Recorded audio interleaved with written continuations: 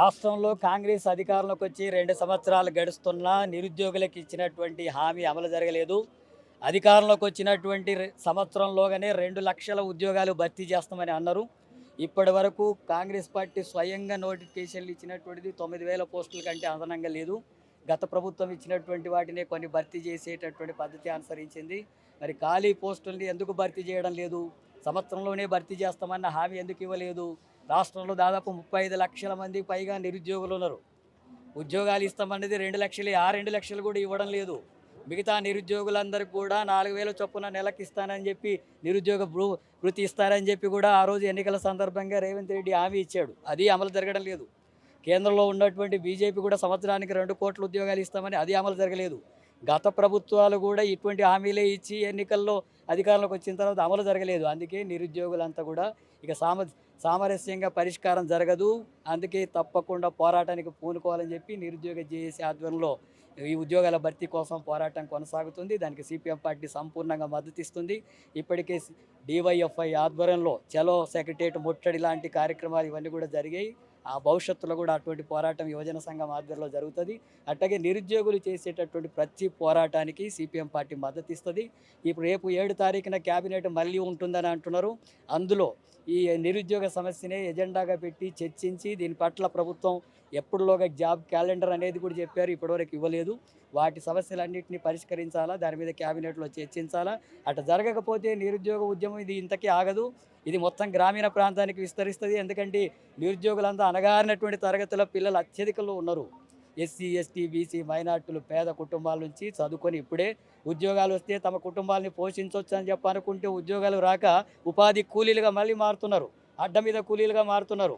Auto rickshaw కార్మికులుగా, security గార్డులుగా మారుతున్నారు. ఇందుకేనా డిగ్రీలు, పీజీలు, పిహెచ్డీలు చేసింది? ఇదే నా ప్రభుత్వ విధానం. అందుకనే దీనికి వ్యతిరేకమైనటువంటి పోరాటానికి సిపిఎం మద్దతు ఇస్తుంది. ఇక్కడ గతంలో మాట్లాడిన మేధావులందరూ ఇప్పుడు ఎవరు మాట్లాడట్లేదు, అసలు ప్రభుత్వం మీద కనీసం ప్రశ్నించట్లేదు. గత ప్రభుత్వం మీద మాట్లాడిన వాళ్ళందరూ ఇప్పుడు ఎందుకు మాట్లాడలేదు? ప్రొఫెసర్ కోదండరామ్ గారికి ఇట్లా చాలా మంది ఎవరైనా సరే ఇటువంటి న్యాయమైనటువంటి ఉద్యమానికి మద్దతు ఇవ్వకపోతే వాళ్ళు తప్పకుండా దానికి తగినటువంటి మూల్యం చెల్లించాల్సినటువంటి పరిస్థితి వస్తుంది. ఎందుకంటే పూర్తి న్యాయమైనటువంటిది. 35 లక్షల మందికి పైగా నిరుద్యోగులు చదువుకొని మాకు ఒక ఉద్యోగమో ఉపాధి లభిస్తే మా కుటుంబాన్ని కూడా పోషించుకుంటాం, తల్లిదండ్రులను కూడా కాపాడుకుంటాం అంటుంటే అటువంటి బతుకులని దెబ్బతీసేటటువంటి పద్ధతుల్లో ప్రభుత్వాలు వ్యవహరిస్తే, కేంద్ర ప్రభుత్వాలే ఆ రకంగా వ్యవహరిస్తే వాటికి వ్యతిరేకంగా పోరాడి ఆ ప్రభుత్వాన్ని మార్చుకునడం తప్ప ఇంకో మార్గం లేదు.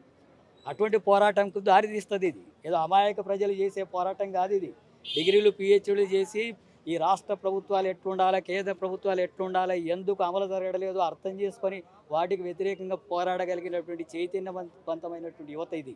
అందుకే దీని పట్ల ఆషామాషిగా ముఖ్యమంత్రి వ్యవహరిస్తే కుదరదు. ఇప్పటికైనా చర్చించి ఉద్యోగాలు భర్తీ చేయాలా, రాష్ట్రంలో ఖాళీగా ఉన్న పోస్టులన్నింటినీ భర్తీ చేయాలా, మిగిలిన వాళ్ళకు నిరుద్యోగ వృత్తి కూడా ఇవ్వాలా. ఆ రూపంలో జరిగే పోరాటానికి సిపిఎం పార్టీ పూర్తిగా మద్దతు. సార్, ఉద్యోగాల కోసం చేస్తున్న నిరుద్యోగులకు మాత్రమే ఉద్యమంలో ఉంటుందా మీ మద్దతు? లేదంటే బై ఎలక్షన్స్ లో కూడా వాళ్ళు పోటీ చేస్తున్నారు, దానికి కూడా మీరు మద్దతు తెలుపుతారా? ఎలక్షన్స్కు సంబంధించినటువంటిది మొత్తం దేశంలో ఉండేటటువంటి రాజకీయ విధానానికి సంబంధించింది. ఈరోజు కేంద్రంలో ఉన్నటువంటి బీజేపీ దేశ రాజ్యాంగానికే ప్రమాదంగా ఉంది.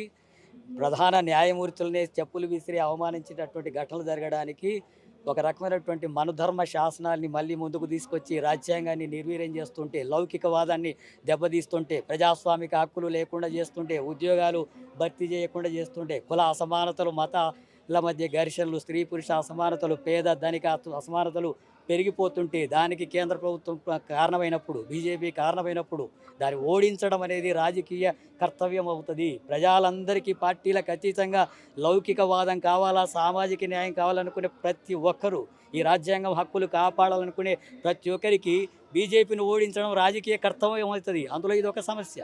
అందుకని ఈ ఒక్క సమస్య బట్టే రాజకీయ విధానం ఉండదు. రాజకీయ విధానం రాజకీయ పార్టీలు అనుసరించేటటువంటి దాన్ని బట్టి ఉంటుంది.